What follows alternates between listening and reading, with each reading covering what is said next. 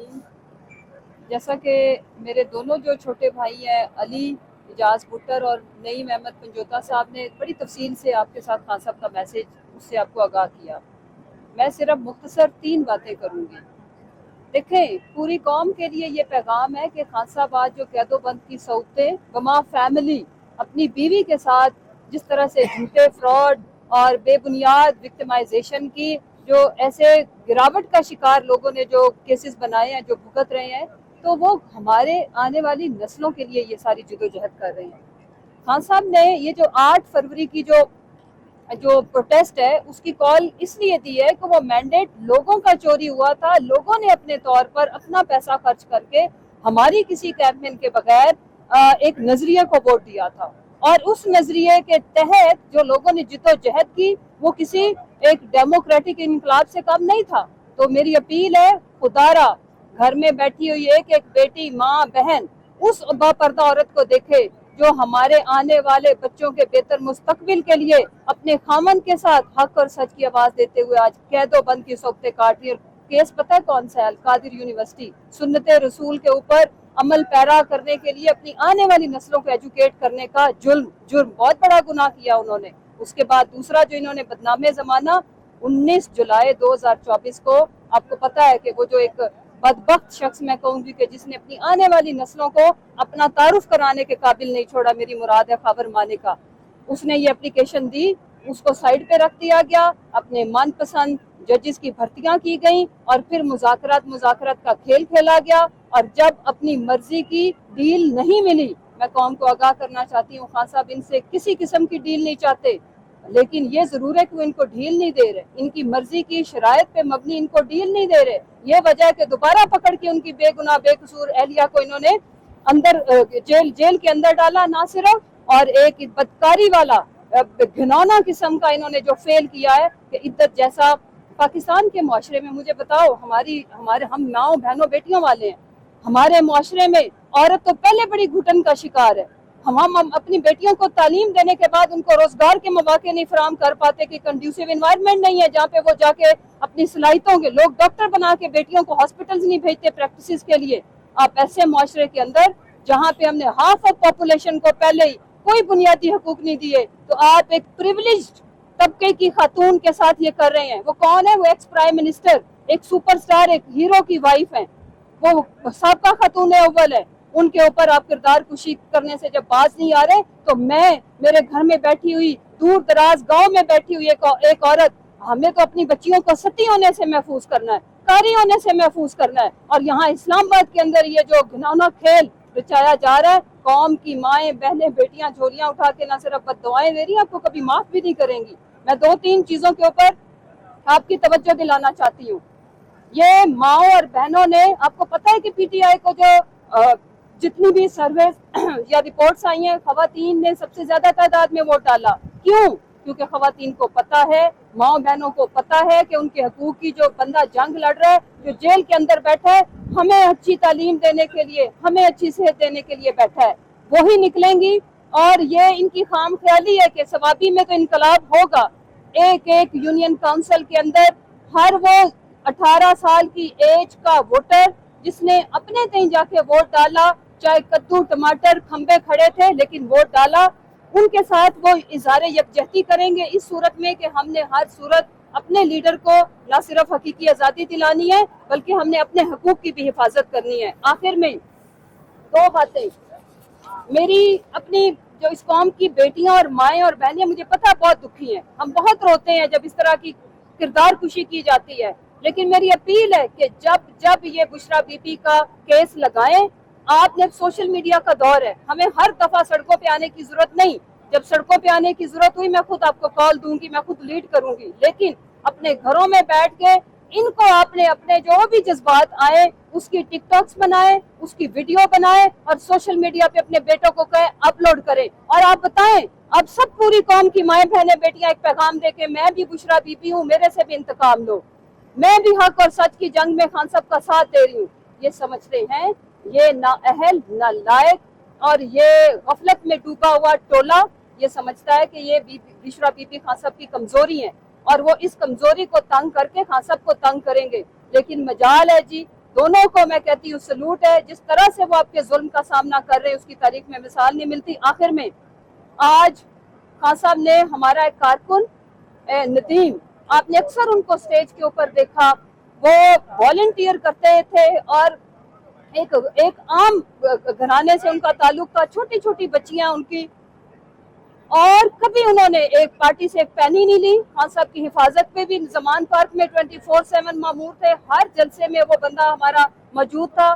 ایسا کیا ہوتا ہے کہ ہمارے کارکن وہ اریسٹ ہوا ہے، وہ ریلیز ہوا ہے، وہ بیمار ہوا ہے اینڈ ہی ایکسپائرڈ، اور یہ تیسرا چوتھا کارکن ہے ہمارا جن کی موت اس طرح سے ہوئی ہیں. سٹریس، انگزائٹی ہے جو ٹارچر ان کے ساتھ ہوتا ہے. اس کے اوپر ہم مطالبہ کرتے ہیں کہ ایک جوڈیشل کمیشن بنایا جائے کہ ہمارے کارکنان کے ساتھ یہ بدسلوکی کیوں ہو رہی ہے. پھر میں اعظم سواتی صاحب کے لیے آواز اٹھانا چاہوں گی، ان کا کیا قصور ہے؟ اس ملک کا سینئر سٹیزن، ایک سینیٹر، اور پھر میں سالار کاکڑ، وہ بلوچستان کا بیٹا جس نے یہ جو 24 کا میسیکر تھا وہاں پہ وہ ایک سمبل تھا ریزسٹنس کا، اس کے ساتھ صدام ترین اور ہمارے باقی تمام کارکنان میں جن کے نام نہیں لے پا رہی. آپ کو خان صاحب کی طرف سے خراج تحسین ہے، اور ہماری لاہور کے اندر جو قیادت ہے، میری مراد شاہ محمود قریشی صاحب، ڈاکٹر یاسمین راشد صاحبہ جو کینسر سروائیور ہیں، اعجاز چودھری صاحب ایک سینیٹر. شرم آنی چاہیے ایوان بالا میں بیٹھے ہوئے ایک ممبر کو. پی ٹی آئی کی ذمہ داری نہیں ہے آئین اور قانون کی پاسداری، یہ ہر لیجسلیٹر کا معاملہ ہے. ڈرے اس وقت سے جب کل آپ کی باری ہوگی، کل آپ کا کوئی سینئر اعجاز چودھری صاحب کی جگہ پہ اس کا نام ہوگا اور انہیں 2 سال کے لیے قید میں رکھا جائے گا اور ان کے پروڈکشن آرڈر جاری ہوں گے. اور چیئرمین سینیٹر ماشاءاللہ ڈائلاگ سے بڑے اچھے آپ بولتے ہیں. آپ انشور کریں اپنے رائٹس کو. ہماری ذمہ داری لیجسلیٹر کی ہوتی ہے عوام کے رائٹس کو تحفظ فراہم کرنا. جب ہم اپنے رائٹس کا تحفظ نہیں دے سکتے تو سوچیں عوام ہمارے پہ کیا اعتماد کرے گی. میں عمر چیمہ کی صحت کے لیے بھی خان صاحب بہت کنسرن تھے کیونکہ ان کا شولڈر فروزن ہو چکا ہوا ہے. میں ان کو، ان کی فیملی کو خان صاحب کی طرف سے خراج تحسین پیش کرتی ہوں. اور ایک ہمارا کارکن میاں محمود رشید، کس کا ہم نام لیں، اور ہمارا وہ حسان جو ملٹری کسٹڈی میں رہنے کے بعد ماشاءاللہ سے خود ہی من مرضی کی سزائیں دے کے اب ان کو شکر الحمدللہ کہ کم از کم وہ کوٹ لکھپت جیل میں ہے. ہم اپنے ایک کارکن، ایک لیڈر، ایک ورکر کے اوپر پہرا دیں گے کیونکہ یہ ہمارا لیڈر عمران خان کسی کو نہیں بھولا. اور یہ جو ظلم اور جبر کی داستانیں آپ رقم کر رہے ہیں، آپ ڈریں اس وقت سے کہ ہماری پارٹی بھی یہ تہیہ کر لے کہ ہم بھی ریونج لیں گے، لیکن نہیں لیں گے. انشاءاللہ ہم پاکستان کو پرامن اور بہتر بنانے کی یہ جدوجہد جاری رکھیں گے.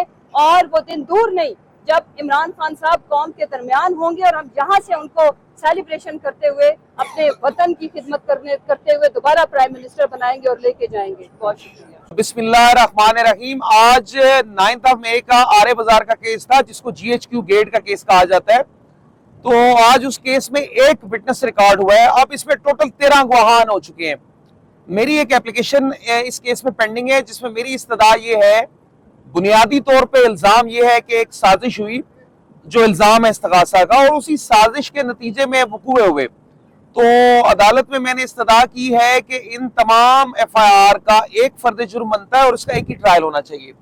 لیکن ایک جو حیرت انگیز چیز آج سامنے آئی جس پہ ڈیفنس ٹیم کو بڑے شدید خدشات ہیں، وہ یہ ہیں کہ استغاثہ نے کہا کہ انہوں نے کچھ گواہان پیش کرنے ہیں جنہوں نے کچھ USBs لے کے آنی ہے.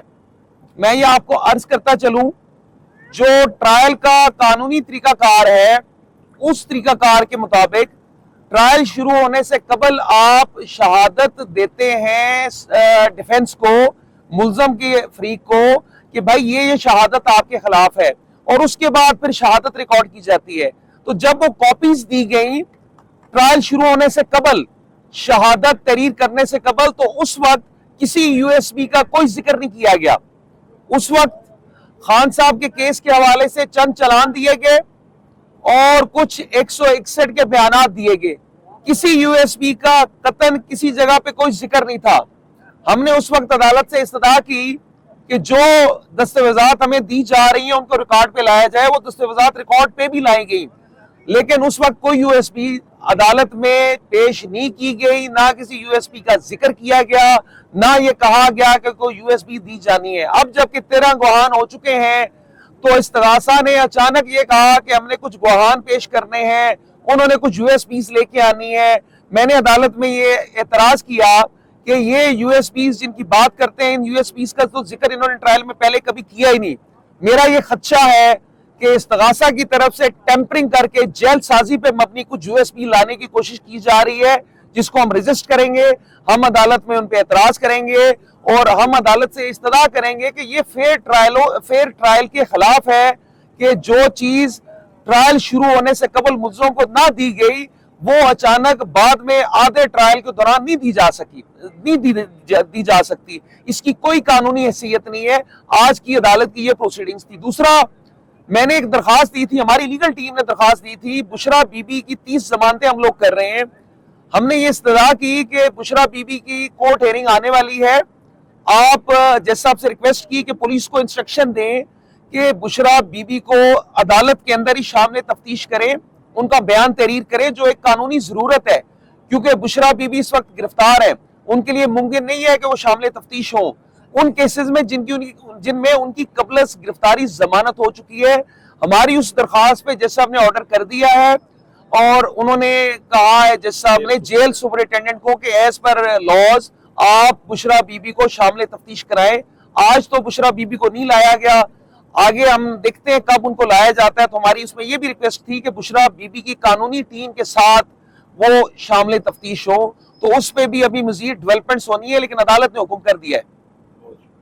Thank you. فیصل بھائی، یہ جو یو ایس پیز کا ذکر آیا ہے، جو چالان جمع کرایا گیا ہے پہلے، یا جتنی بھی دستاویزات پیش کی گئی ہیں، ہم نے دیکھا اضافی چالان بھی جمع کرائے گئے، ان میں ان چیزوں کا ذکر کہیں نہیں تھا. دیکھیں، میں بڑی فیئر بات کروں گا. ان میں 161 کے بیانات ہیں. 161 کے بیانات میں یہ ذکر کیا گیا کہ سوشل میڈیا پہ کچھ تقاریر ہوئی خان صاحب کی، اور کچھ تقاریر جو ہوئی تھی ان کا انہوں نے کہا کہ وہ تقاریر موجود ہے سوشل میڈیا پہ. میں نے اس کے متعلق عدالت میں بارہا عرض کی کہ جو تقاریر خان صاحب نے کی تھی، جو کہ 9 مئی سے کافی پہلے کی تقاریر تھی، اگر ان تقاریر میں کوئی قانون کی خلاف ورزی تھی تو اس وقت کیوں نہیں کوئی قانونی کارروائی کی گئی.